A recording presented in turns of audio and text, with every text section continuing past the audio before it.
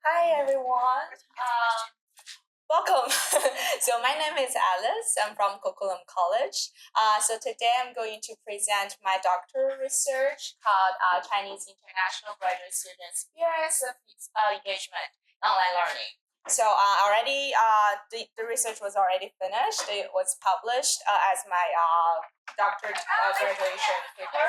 So I'll just talk about it because I haven't, to be honest, I graduated by the end of 2023 and I haven't looked at it since then.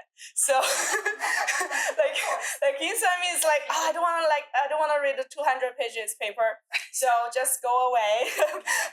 but this is a good opportunity for me to really reflect it. So after I graduated, I got this job from Google College as an academic advisor. So I started doing some really practical job. I talk with students every day, mostly international students. And then like I've been just keep reflecting like how different they are from my participants. So I'll present my findings first, and then I want to talk with you. We can communicate like different student groups. They have their very unique experience. So this is not to generalize a group, but when we get to know more about our students, about their experience, we will have like new perspectives on their engagement and yeah, everything. Okay. So, so why this? Actually, I use this for my oral defense, so it's not that fun, but yeah. So it just gave us some basic ideas about like why this research topic. For personal reasons, because I'm a Chinese international student too. So I found it like many researchers, the starting point is about like when they feel when they can relate, right? It's a starting point for the research. And for for the student engagement, because for myself, I found that I was very engaged in some classes, but for some other classes, not really. So I just want to know why and the similar experience by some other students. And for online learnings, because I'm also a language teacher. I was a language teacher before. I also run a small language studio, which was not very successful. I started because I know Chinese education. There's always an emphasis on the GPA, on the good grades. So I run that studio. I want to help students to really learn the language instead of pursuing the higher grades. And they turned out not very welcome in the market. So but that really gave me some experience, like why I want to do this topic. Right. So yeah, that's it. That's my personal reasons. And just for this research, I did some literature review, mostly online learning, student engagement. So for online learning, I found like some good points by some participants. Mostly like online learning can offer some flexibility, right? You don't need to go out, you don't need to travel, just stay at home to study. And also for some, they have low cost, and for some, they have efficiency. But others complain about the lack of interaction between the instructor and the classmates. But what I found is the real question is not whether effective learning can occur online, but rather how this can be most achieved in online learning. And for student engagement, there are some stereotypes for a specific group of students. Let's say Chinese students. There are some stereotypes like Chinese students are quiet, they're hardworking, right? So for student engagement, if we need to compare Chinese students with other students, you may some people think, oh, they are quieter, so they are not as engaged as other people. I also have some students who say that for the overall, because instructors they give a marks, right? That overall their participation is usually lower than others, but they have tried very hard to participate, to listen very carefully, but they still achieve a lower participation mark. So that is one thing. So for student engagement, when I examined this idea, I found it's not very simple. Like does the student talk? If he talks, he's engaged. If he doesn't talk, he's not engaged. It's not that simple. It's actually very multi-level. It's not only about student activities, not only constrained to the classroom activities. It's also about like the teachers, the curriculum, the activities, specific learning activities within and outside the classroom. And it is measured multidimensional. So for behavioral, affective, cognitive, I used to have a chart. So for student engagement, it's not only one aspect. Behavioral means usually we measure the student if he's like for the behaviors, like if he talks, if he participates, this is from the aspect of behavior. But for affective, it's more like if the student is interested in this course, does he feel belonged to this classroom, to this community? So this is the affective part. And for cognitive, that usually means if the student has strong motivation to participate, does the student have done any like deep thinking about this course? That's the cognitive part. So when we just if we just measure student engagement, if he talks or not, that's very narrow. Yeah. So next part is what I after the literature review, I conclude that what I need to know is the majority of studies on student engagement employ just one or two dimensions of student engagement in their analytic models. It's not very comprehensive. So little research has been conducted on student engagement and online learning that operates with a broader social cultural system. So this is the gap I found during this research. And then I employed an ecological perspective. The reason is that I found there are some factors like our previous speaker, Donna. She came up with some challenges the international students are facing, like financial constraints, right, language barriers, and I also found these factors in Chinese students. But the most important, like how these factors influence each other. Usually, they don't just function in one way. They're interconnected to influence one student engagement. So that's what I was doing in this research, and I use this theory.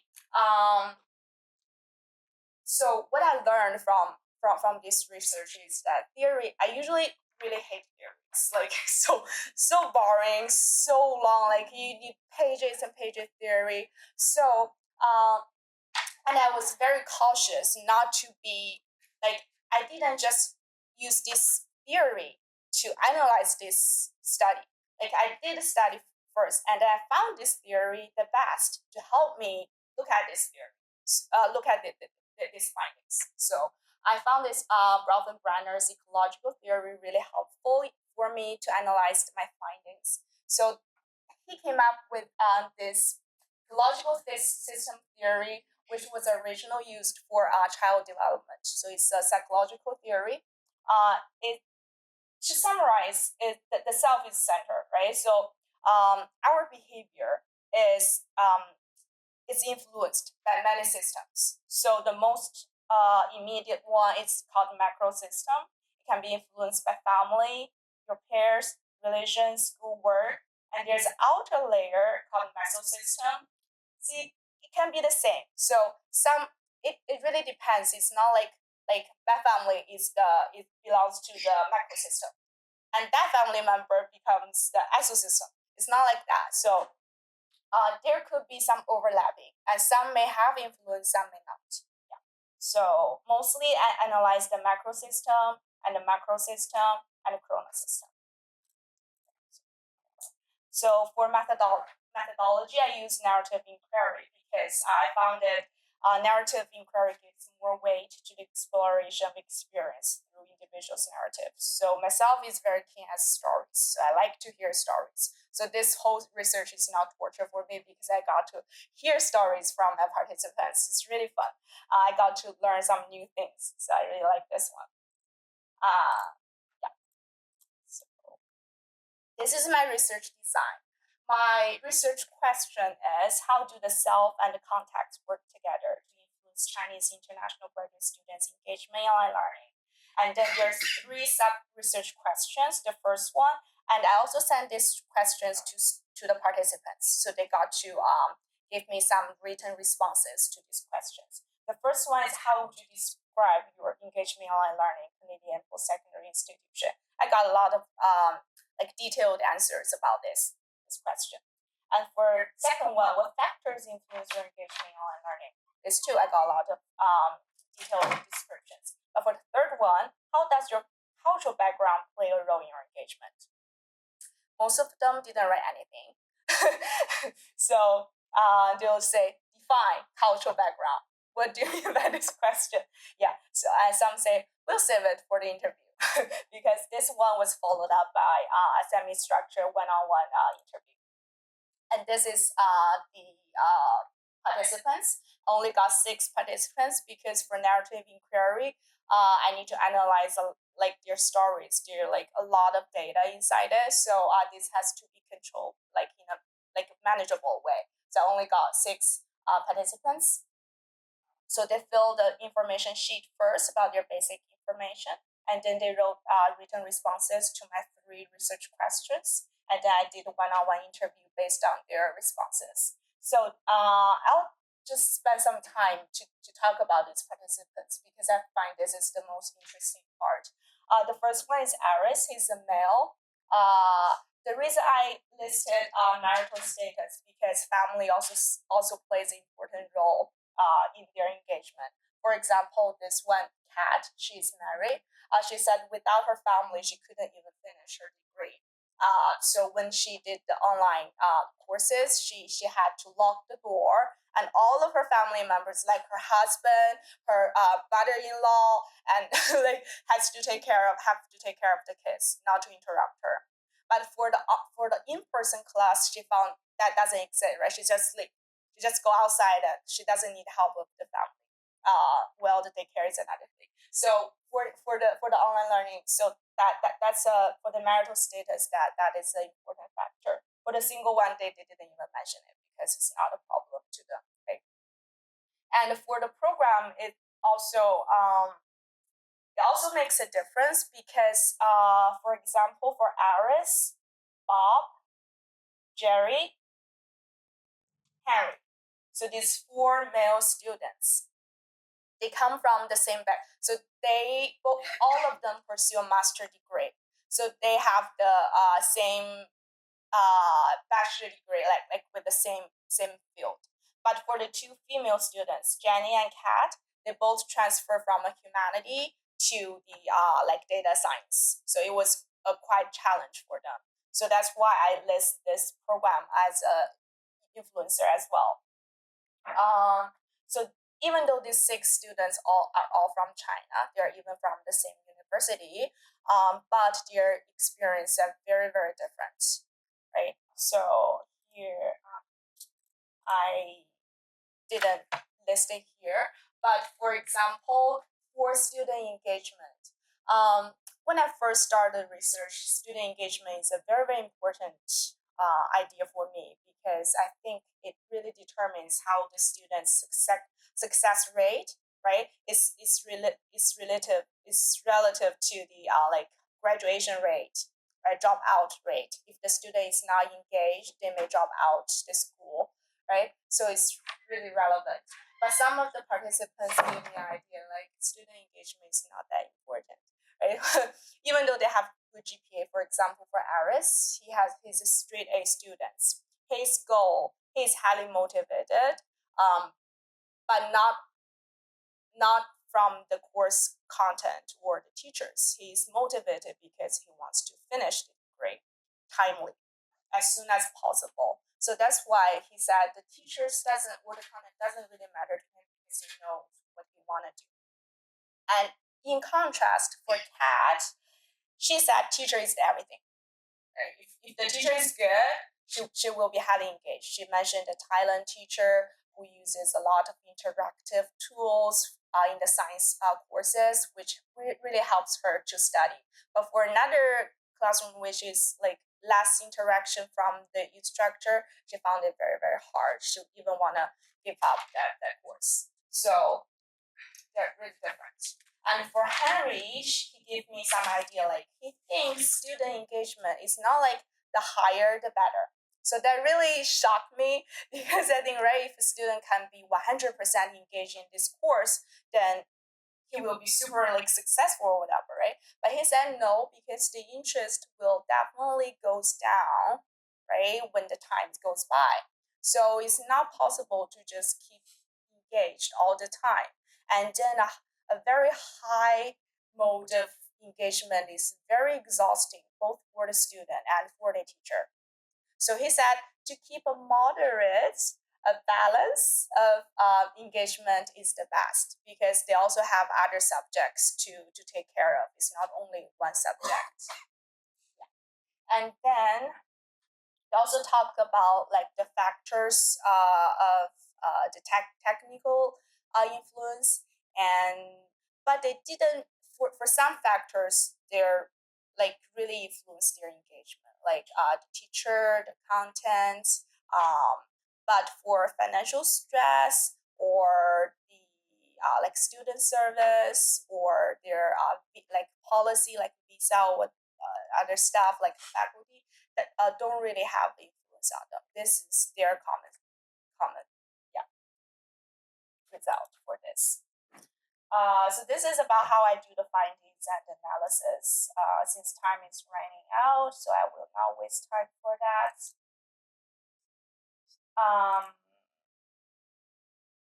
So the implications is that narrative inquiry methodology made a crucial contribution to my research.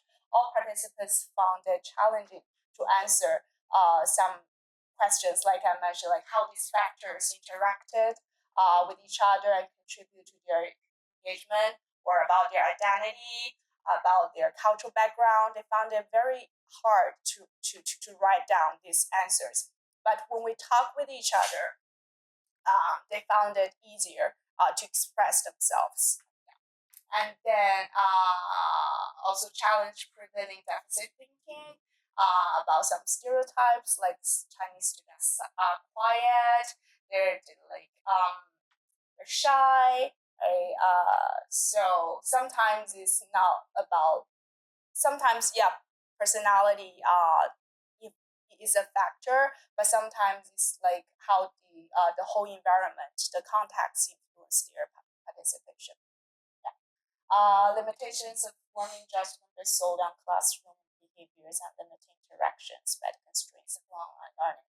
Because many of the participants mentioned that sometimes if they didn't understand in the class, they would spend a lot of time watching recordings afterwards, and that is invisible to the instructor. So if the instructor only thinks he doesn't really speak and they ignores all the after class work, so I think as instructors, right, this research will provide more information about the backgrounds and experience of the students, how they have devoted to their work, and how to get to know them more as unique person instead of just a. So this is my implication.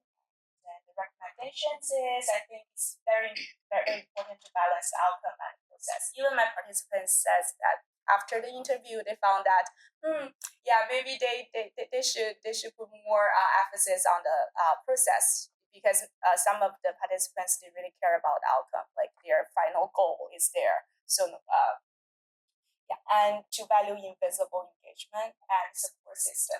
I'm doing the support services right now. I found it very, very interesting and helpful for me, because my student now is very different than the participants in this research. I deal with students with low GPA, right? They're warning, probation, even suspension. I do suspension talk with students. So they're different story. But when you get to know them, when you talk with them, like why they struggle so much with this study, you got different answers than your presumptions. It's not like they're just bad students, right? They have their own experience. Okay. So the limitations suggested for future research is the follow-up narrative inquiry from the participants, or you can, because it conducted during the pandemic, so it was very different at that time. Yeah, so it could be, if it was done this time, it could be different. Yeah, so that's my 20 minutes. Have we used all of the 20 minutes? Thank you. you have any questions? Yeah. So I noticed in that chart you had that all the students were like STEM programs. Was there anyone not? Yes. So this is how I conduct the research. I sent out recruitment posters, and then some students respond to me, and then this is who responded to me. Yeah, sadly, because if it's from a humanity background, it could be different. Because for humanities, there are a lot of discussions. You cannot just be not engaged, right? You need to talk during the discussions. It could be a different story. And I also acknowledge that limitation in my research. This could be, something that can be done differently. Yeah. I want to mention that for the third question, called cultural background or engagement. You mentioned they didn't write a lot for that question. Yeah. Follow up with. Share a little bit about why do you think you didn't write anything? Yes. So for the cultural background, I during the interview asked them how do you identify yourself, right? And then some of them said I'm a Chinese international student, even though I've lived here for a long time, I still identify myself as a Chinese. But they didn't write it down in the paper. I don't know why, but they got to talk more when they talked with me. Yeah, so that's cultural background. And some mentioned that because they're from education system where grades is everything, so that made them even pursue higher grades here.